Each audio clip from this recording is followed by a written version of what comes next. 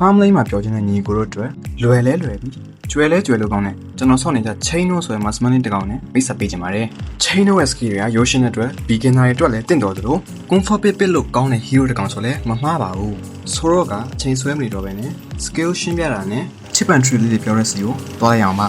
passive skill ကတော့ခြုံခိုပစ်ခတ်ညာနှစ်ချက် skill နာမည်အတိုင်း chain တို့ခြုံနဲ့ဝင်တဲ့အခါတိုင်းမှာအဝါဒန်နဲ့စတဲ့နေမှာဖြစ်ပြီးတော့အဲ့ဒီအဝါဒန်ပြီးမှခြုံနဲ့ထွက်လာတဲ့အခါမှာ chain တို့ရဲ့ movement speed ဟာခဏတာမြန်တော့မှဖြစ်ပြီးတော့ video မှာပါတဲ့အတိုင်းညာနှစ်ချောင်းကိုဇက်တိုက်ပစ်ထွက်လိုက်မှာဖြစ်ပါတယ် skill 1ကတော့ခုံပြန်ကြော်လွှာပစ်ခွင့်မြတ် skill 1ကိုနှိမ့်တိုင်း chain တို့နဲ့သူ့ရဲ့စီးတော်မြေခွေးတို့ကဒီဘောကိုခုန်တက်သွားမှာဖြစ်ပြီးတော့ပစ်ခွင့်ဖို့ရ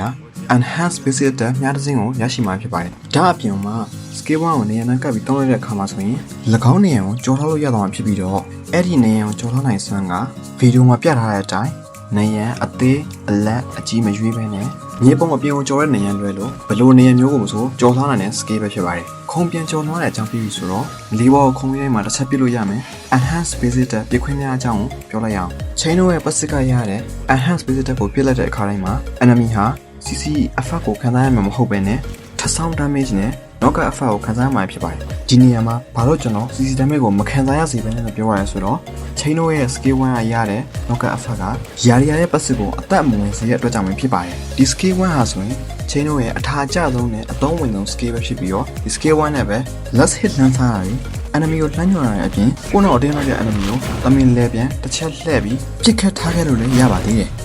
skill 2ကတော့ကင်းထောက်ထောင်ကြောက်ပဲဖြစ်ပြီးတော့ chain တို့အနေနဲ့ skill 2ကိုချရတဲ့ခြုံဖြစ်စေ enemy နာမည်ဖြစ်စေ enemy vision ကိုတောက်လျှောက်မြင်ရမှာဖြစ်ပြီးတော့ဒါမျိုး trap ကိုမြေပုံတလွှားမှာ3ခုတိချလို့ရမှာဖြစ်တဲ့အပြင်မှာ trap ကိုနင်းမိတဲ့ enemy unit တိုင်းကိုလည်း trap ထဲကနေပြီးမြေခွေးတစ်ကောင်ကထွက်လာပြီးတော့တိုက်ခိုက်ပြီးမှာပဲဖြစ်ပါတယ်ဒီ skill 2လေးကို enemy jungle တွေမိလိန်နိုင်လာကန့်နိုင်ခြင်းများတဲ့ခြုံတွေမှာချထားလိုက်ခြင်းအဖြစ်အကန့်ခံရခြင်းနဲ့ကာကွယ်ပြီးသားလည်းဖြစ်ပြီးတော့ AACC trading လေးတွေလုပ်လို့ရနေစမှာဖြစ်ပါတယ် ultimate skill ကြိုက်ကြ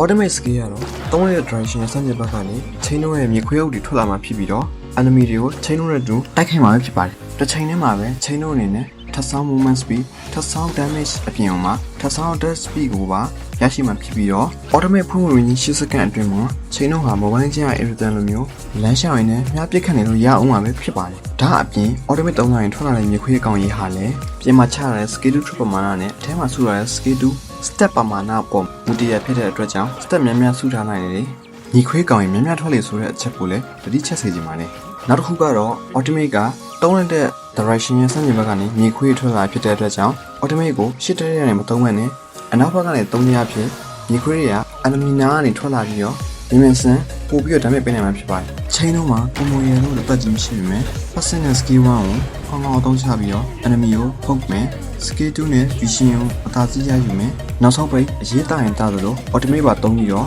full trader ဒါမှမဟုတ်ရင်ဗတန်ပစ်ဆိုင်တာတွေကိုအလိုက်တင်လုံပေးုံနဲ့လုံလောက်ပါပြီနောက်ရက်တွေမှာလည်း chain တို့အတွက် item ရှင်းလင်းချက်တွေအပြင် gameplay analysis တွေပါလုပ်ပေးအောင်မှာဖြစ်တဲ့အတွက် like and follow ရင်းနဲ့ဝင်ရင်ပေးကြပါအောင်လို့တောင်းဆိုချင်ပါတယ်ဗျကျွန်တော်တို့ရေခဲတော့မှာနောက်ဗီဒီယိုတွေမှာလည်းပြန်လည်တွေ့ချင်ပါသေးတယ်ဗျ